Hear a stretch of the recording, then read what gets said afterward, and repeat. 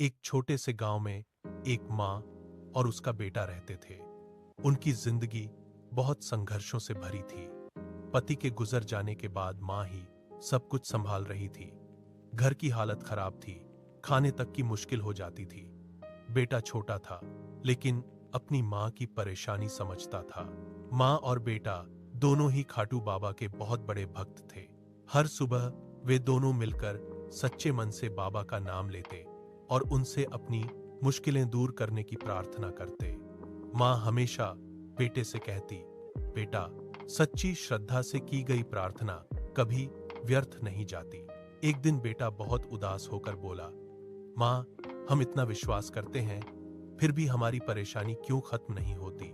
माँ ने मुस्कुराते हुए कहा, बाबा हमें परख रहे हैं, हमें धैर्य रखना होगा। कुछ ही दिनों बाद गांव में एक व्यापारी आया, जिसे काम के लिए ईमानदार लोगों की जरूरत थी। किसी ने उस माँ के बारे में बताया। व्यापारी ने उसे काम दिया और उसकी मेहनत से खुश होकर उसे अच्छी तनख्वाह देने लगा। धीरे धीरे उनके घर की हालत सुधरने लगी।